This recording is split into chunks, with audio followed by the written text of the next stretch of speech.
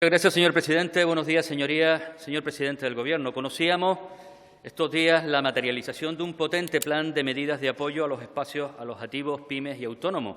Digo la materialización porque ya se había anunciado incluso la finalización de un Consejo de Gobierno hace aproximadamente un mes.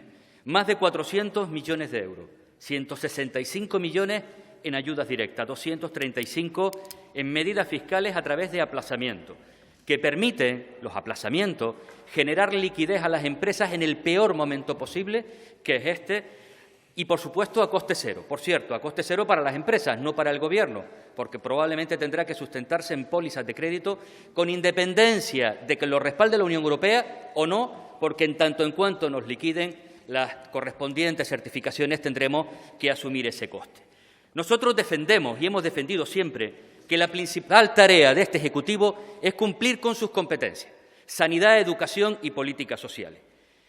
Y en ninguna comunidad, en ninguna hasta ahora, puede presumir de superar lo que ha hecho este territorio. Y no digo que sea suficiente, nunca lo será probablemente, pero ninguna contrató a 4.000 sanitarios o a 3.000 docentes. Y esa es nuestra competencia y, por supuesto, debe ser la máxima prioridad. Ahora bien, defendemos también con firmeza que, a pesar de eso, tenemos que hacer un esfuerzo extraordinario desde los recursos públicos para ayudar a los que peor lo pasan.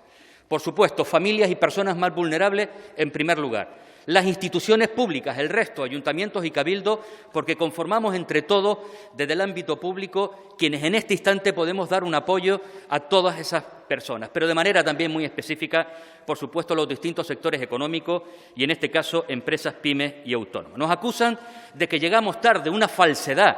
Más de 100 millones de euros aproximadamente se han articulado desde el mes de marzo hasta este instante. Se ha reducido el IGIC simplificado, se ha puesto el cero el IGIC para los productos relacionados con el ámbito sanitario, se han hecho aplazamientos que, como digo, para el que no tiene recursos en este instante, es la posibilidad de poder sobrevivir en muchos casos. Nos gustaría conocer la concreción de esas medidas y la comparativa con otros territorios, pero no para sacar pecho, sino porque es fundamental para exigir a Europa y al Estado dar ejemplo de aquello que pedimos, y en esto Canarias, una vez más, vuelve a ser pionera y a estar por delante.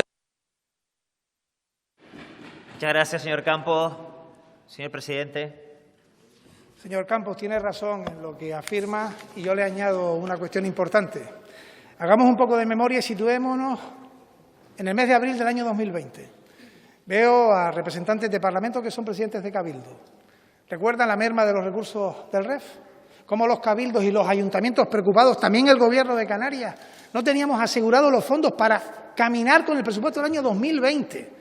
Cómo se negoció, se peleó, se logró el que el superávit fuera aprobado en un decreto ley por parte del Gobierno de España, y a pesar de ello seguíamos trabajando con muchísimas incertidumbres económicas, y con ello, en el año 2020, 95,3 millones de euros fueron ayudas directas. Y no estoy contando ahí ni los 16 millones del ingreso canario de emergencia, ni los fondos para viviendas sociales, ni tampoco los comedores escolares, entre otros. Todo lo que es social. Por tanto, el esfuerzo que hizo el Gobierno de Canarias en el año 2020 y sin certidumbre económica está fuera de toda duda. A ello se anuncian y se hace una propuesta económica que es imposible. Cualquier propuesta económica es imposible que satisfaga el daño de miles de millones de euros del PIB de nuestra tierra por el COVID y su repercusión en lo social y lo económico. Y hablamos de 400 millones de euros, aplazamiento fiscal, aplazamiento de deuda.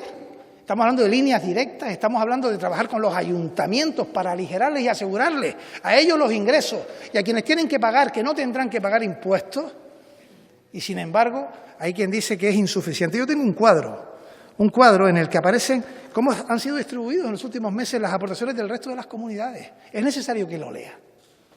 Y que, por ejemplo, Andalucía, que tiene mucha más población que Canarias, se multiplica por 2 o por 3, son 80 millones lo que aprueban en el mes de noviembre.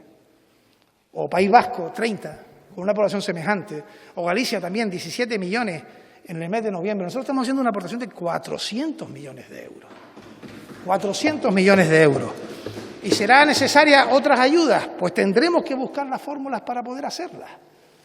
Lo más importante es que solo con una normalidad en nuestra sociedad, que significa control del coronavirus y hacer vida normal, es como recuperaremos la economía. Entre medio, menos mal que existe lo público.